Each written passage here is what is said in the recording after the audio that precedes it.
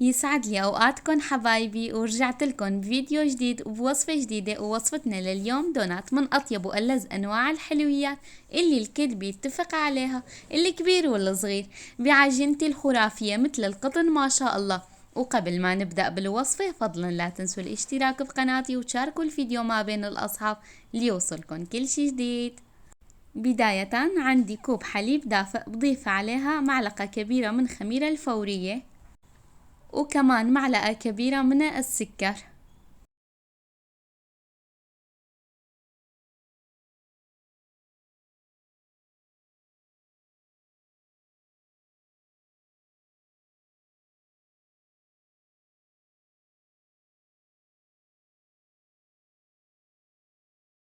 بخلط الحليب مع السكر والخميرة لحتى يدوب عندي حبيبات السكر وحبيبات الخميرة.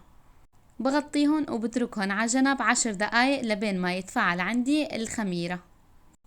ولازم يكون الحليب دافئ، لأنه إذا يكون الحليب سخن كتير بيقتل الخميرة، وإذا يكون الحليب بارد كتير ما بيتفاعل عندك الخميرة. حضرت ضجاج. أول شي بضيف كوبين من الطحين.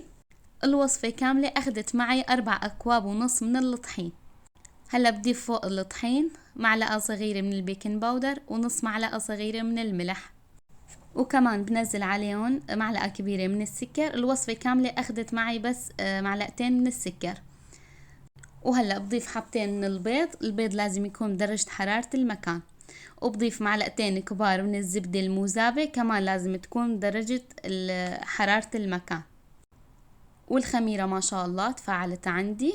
هلأ بضيف فوق البيض وبخلطهم تدريجيا، يعني كل شوي بنزل شوية حليب مع الخميرة فوق البيض وبخلطهم مع بعض لحتى يتجانسوا. وهلأ بنزل معلقة صغيرة من فانيلا سائلة.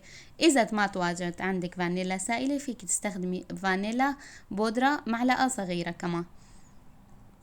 بخلط المواد كلياتهم مع بعض لحتى يتجانس عندي. وهلأ بنزل كوب من الطحين. بيضل عندي كوب ونص من الطحين، يعني حسب نوع الطحين اللي تستخدمه. أنا نوع الطحين أخد معي بس 4 أكواب ونص. بخلط هون بإيدي كتير منيح وبرجع بنزل كمان نص كوب تانية.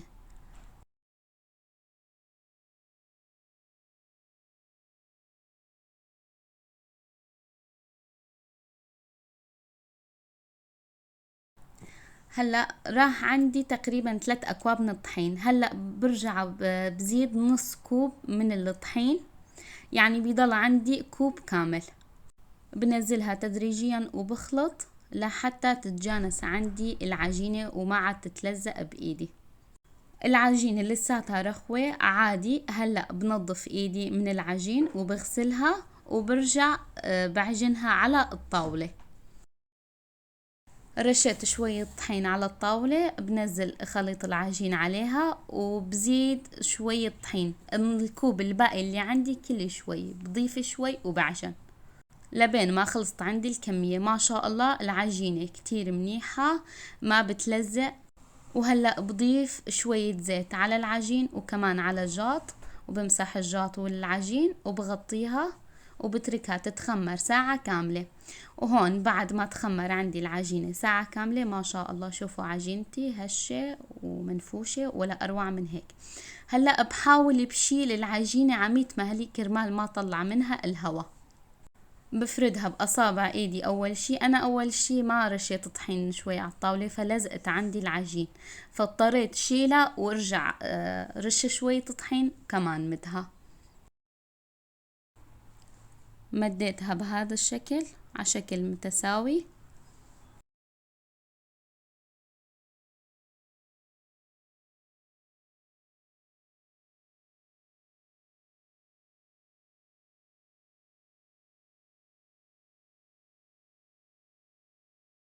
وبعد ما فردت العجينة جبت قالب، بس عندي كان القالب تبع بسكويت مو تبع الدونات. عادي إذا ما تواجد عندك فيك تجيبي أي شي تقطعي فيها هيك دوائر. شكلتها بهاي الطريقة. وهون عم ادهن القالب بشوية زيت كرمال ما تتلزق عندي العجين بالقالب. لاحظوا ما شاء الله ولا اروع من هيك ولا غلطة. عن جد الوصفة كتير سهلة، يعني قبل ما اساوي الوصفة كنت خاف انه ما تزبط معي وهيك، بس لا سهلة، صح تاخد وقت اثناء التخمير بس خطواتها سهلة عن جد. وعلى جنب قصقصت ورق الزبدة على مقاس الدونات، كرمال بس نقلي الدونات ما تخرب عنا الشكل. وهيك بأصبع ايدي فتحت هيك شوي فتحة صغيرة، وبعدين قصيت الدونات بغطاء القنينة، اي قنينة عندكم فيكن تقصوا فيها. وهيك صار عندي احلى دونات، ويا عيني يا عين، ولا اسهل من هيك عن جد. بعد ما خلصت التشكيل برجع بخمرهم 40 دقيقة، غطيتهم وخمرتهم 40 دقيقة. وبعد مرور 40 دقيقة جهزت صينية عليها شبكة فرن، وبمقلاية على النار حميت الزيت، كمية الزيت لازم تكون شوي كتيرة، ونزلت فيها حبة الدونات. ما بتاخد وقت على الغاز ابدا، يعني فورا بتقلبوها بتاخد لون، ما بدنا لون غامق، بدنا لون اللي يكون هيك اشقر. وما تخافوا من ورق الزبدة، اول ما بتنزليها من على الزيت بتنشال فورا. وهذا اللون اللي بدي اياه ولا اروع. حطيت الشبك على الصينية كرمال ما ناكل دونات كلياته زيت، كرمال تتصفى عنا الزيت. تمام. وهي صارت حبة الدونات جاهزة، ويا عيني يا عين ما في اسهل منها عن جد.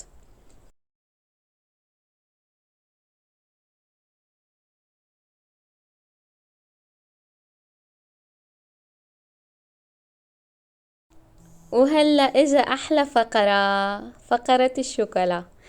دوبت بحمام مائي شوكولا وغطست فيها حبات الدونات.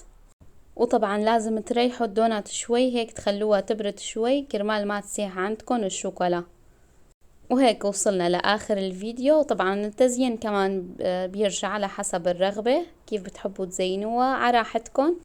وإذا عجبتكم الوصفة فضلا لا تنسوا الاشتراك بقناتي، وهيك حطوا لنا لايك حلو مثلكم بأصابع إيديكم الحلوين.